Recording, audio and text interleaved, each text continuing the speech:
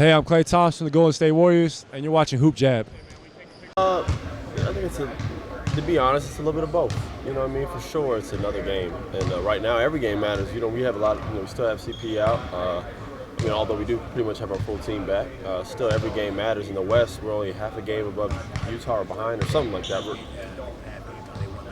So we're behind them. You know what I mean? So like, every game matters. So for us, every game is important right now, whether we play the Warriors or, another team that's at the bottom.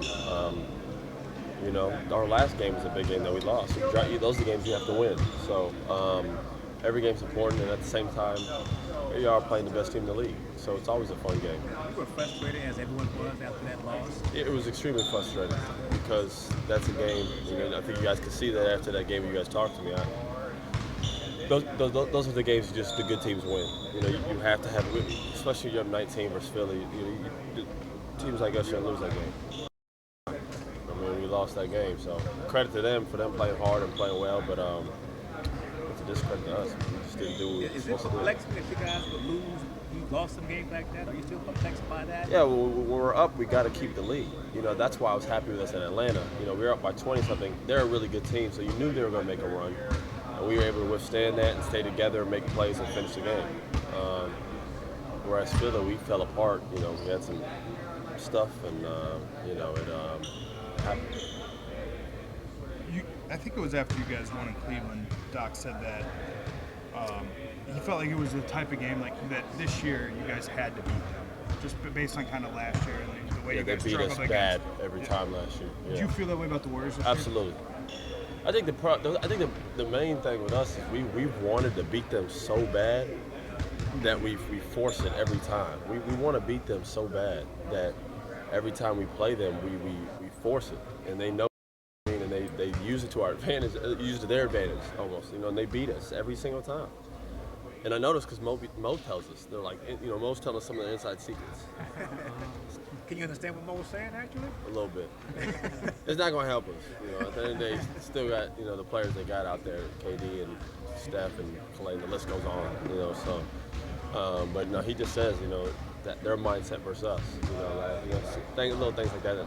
It's not gonna give us the inside scoop on how to stop their offense or nothing like that. But just seeing, how they felt towards us is crazy. Because they know how we feel about them. It's not that we just like them; we just want to beat them. It's really a respect factor to them, just because they're a really good team. We want to beat them really badly, but we just got to let it come naturally. Just play our game and just let it come.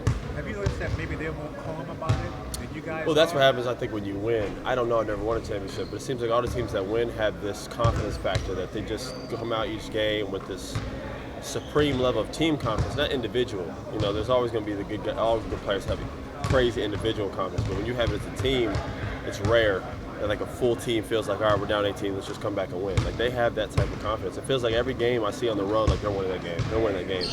Or with us or most teams, oh, that's going to be a good game. They played so-and-so on the road. With the Warriors, it's hard to see someone beating them. And that's just that's not because of the personnel. It's because, their confidence as a team that you see, they walk around with. So, that's what happens when you win. And that's what's been surprising with Cleveland.